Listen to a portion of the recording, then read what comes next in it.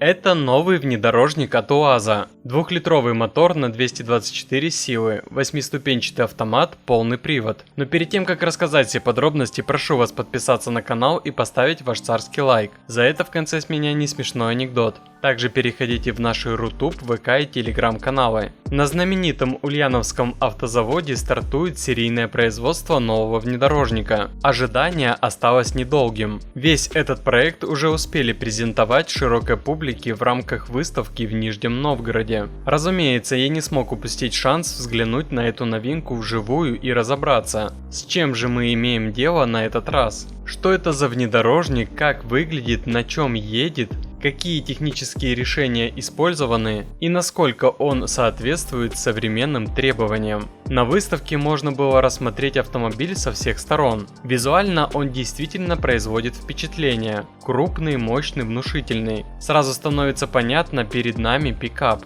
Причем не просто утилитарный, а полноценный пятиместный автомобиль, ориентированный на серьезные задачи. В модельной иерархии компании Solers, которая управляет УАЗом, эта модель станет уже третьим пикапом. При этом новый пикап займет верхнюю позицию в линейке. Он и самый крупный, и самый дорогой. Это подтверждается не только его габаритами, но и индексом ST9. Сейчас в продаже уже имеются модели ST6 и ST8. Так что перед нами настоящий флагман, выше которого, судя по всему, ничего уже не планируется. Любопытно, конечно, насколько упорно Solers развивает именно сегмент пикапов, учитывая, что в России они никогда не были на пике популярности.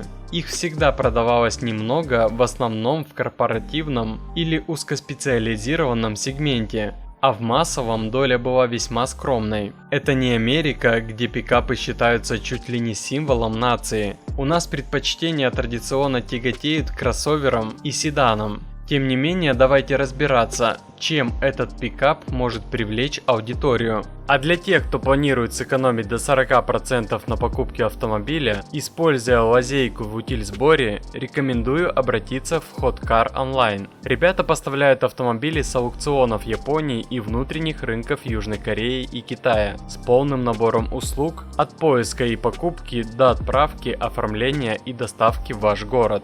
Hot Car берет на себя подготовку всех документов, перевозку на судне, растаможку, ГИБДД, а вы получаете автомобиль, готовый к эксплуатации. Ознакомьтесь с базой отзывов и рекомендаций от клиентов, с которыми уже пройден этот путь. Контакты и ссылки оставил под видео, пишите или звоните, и вам рассчитают стоимость понравившегося автомобиля и расскажут, как получить выгоду до 40% с рынком РФ, а мы идем дальше. Под капотом Solers ST9 установлена двухлитровая бензиновая турбочетверка, выдающая 224 лошадиные силы. Мотор работает в паре с 8-ступенчатой автоматической коробкой передач. Некоторые источники утверждают, что это коробка от японской компании Aisin. Но чаще встречается формулировка тип Aisin, что скорее всего означает аналогичную по конструкции, но произведенную другим производителем трансмиссию. Полный привод у автомобиля присутствует, причем речь идет не о простой схеме, а о системе от именитого бренда Borg-Warner с электронным управлением. Кроме того, имеется понижающая передача и механический дифференциал заднего моста, что особенно важно для тех, кто планирует использовать машину в тяжелых дорожных условиях. Еще дизеля не хватает.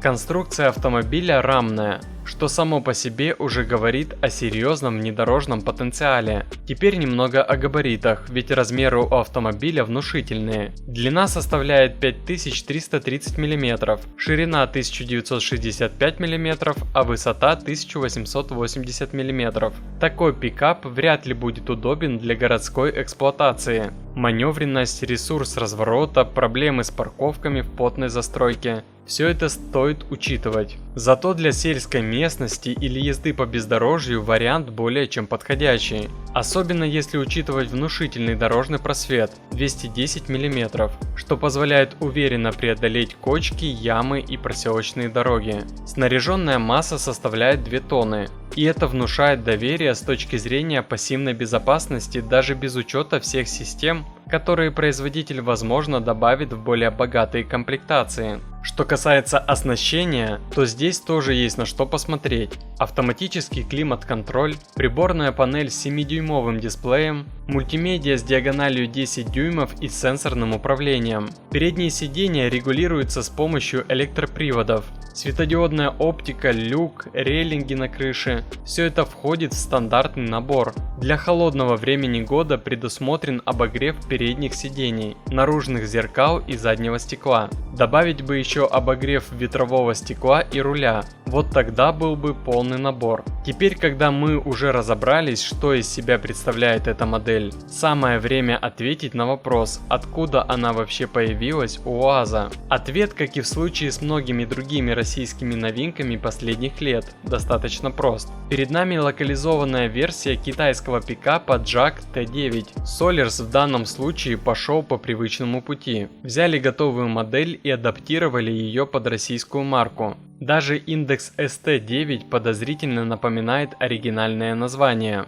Особенно если учитывать, что добавленная буква S скорее всего обозначает принадлежность к Solers. Забавно, но оригинальный JAC T9 уже сейчас официально продается в России и, судя по всему, останется в продаже и после появления клонированной версии под брендом УАЗа. Такая политика со стороны JAC выглядит вполне продуманной. В любом случае прибыль идет в одни и те же руки, а покупатель сам выбирает, что ему ближе по вкусу и доверию – китайская эмблема или российская. К слову, на базе этого же автомобиля в скором времени должен появиться и 7-местный внедорожник. Не пикап, а полноразмерный внедорожник.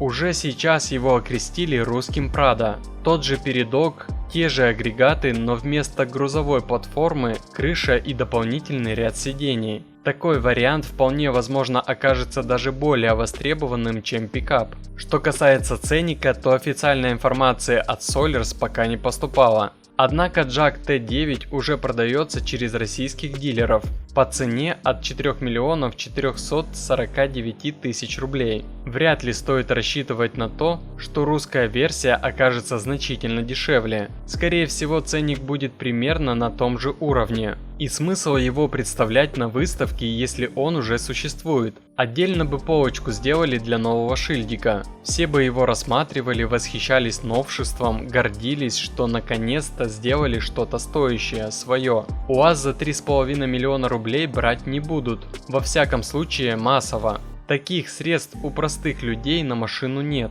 а не у простых нет желания покупать китайскую подделку с российским шильдиком. А вообще позор, столько средств напилили за 20 лет и все равно ничего не можем сами сделать. А еще этот утилизационный сбор, который должен поддерживать российского производителя, а производитель взвинтил просто цены и все. Граждане не могут себе позволить даже Ниву, которая в нормальной комплектации перевалила за 1,7 миллиона. Как вам такой УАЗ? Делитесь мнением в комментариях под видео. Ну и обещанная мною шутка.